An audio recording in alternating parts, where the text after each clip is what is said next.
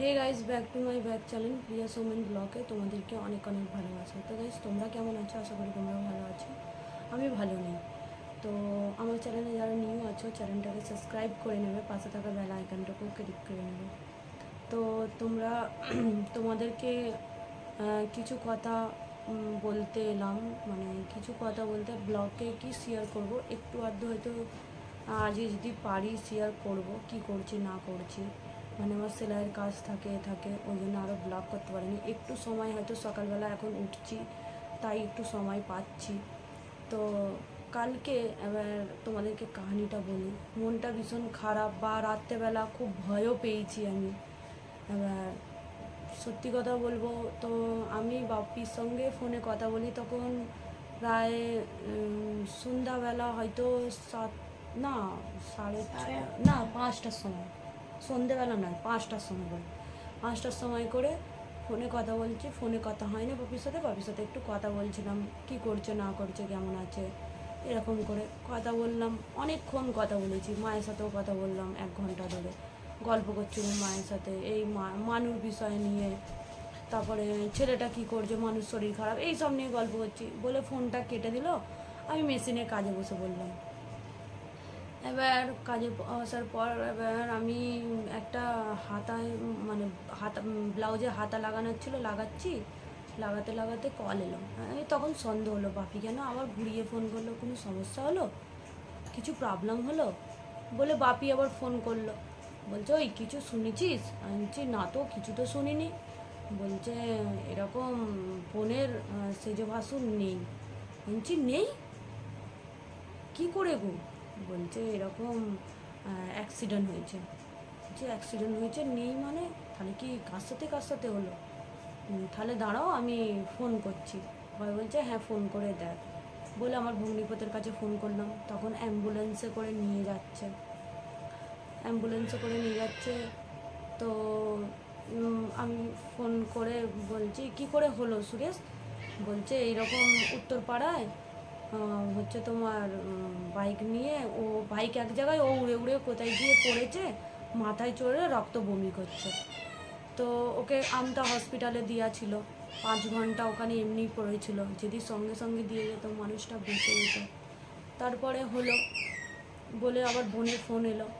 Phone এসে বলছে দিদি এরকম আমার ভাসুনি। আনছি হ্যাঁ আমি শুনেছি, হ্যাঁ ঠিক আছে। বলছে দিদি দেখিস লাস্ট টাকা তাহলে আয়।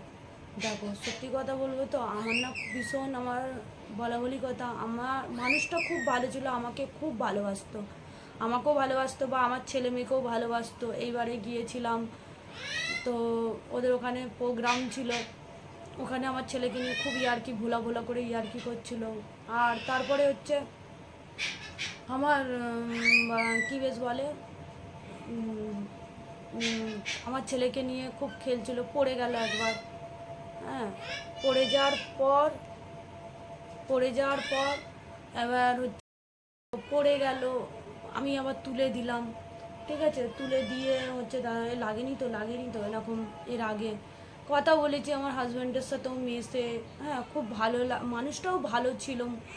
হ্যাঁ খুব কষ্ট হচ্ছে। এবার রাত্রেবেলা কি হয়েছে মানে ওই সব চিন্তা করে মেশিনে কাজ করছি, মেশিনে কাজও হচ্ছে না, আমার কি বিরক্ত লাগছে, ভালো লাগছে না কিছু বলে রাত্রেবেলা শুয়ে প্রায় 12টা বাজে শুয়েছি।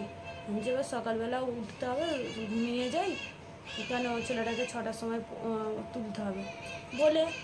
এবার রাত 3টে বাজে, 3টে নাগাদ ওরে বাবারে এমন ভয়ানক স্বপ্ন। মিঠু চুপ করবি? এমন ভয়ানক স্বপ্ন, ওরে বাপরে মিঠু, ভয়ানক স্বপ্ন যেন আমার আমার বোন মানে বডি এসছে মেয়ে এসে আমাকে যেন চারিদিক দিয়ে বলছে ওই আনছে ওই বোন আমি বাড়ি চলে এত মানে কি বলবো তোমাদেরকে বলে বোঝাতে পারবো না। আমি এত ভয়ানক স্বপ্ন দেখেছি কালকে রাত্রে 3টের সময়, বলার মতন না। আমি আর ঘুমোতে পারিনি, ভাবলাম একটু বসে বসে ব্লগ করবো রাত 3টের সময়। তারপরে ভাবলাম না শুয়ে পড়ি, লোকে ভাববে যে কী সব বকছে বা কেন ভোরবেলা সব অনেকেই উঠে পড়ে। কী করবো, মনটা খুব খারাপ, পিছাড়িয়ে চলে গেল। এখন অবশ্য বিশ্বাস হয়নি যে হ্যাঁ সত্যিকারেরই এরকম হলো।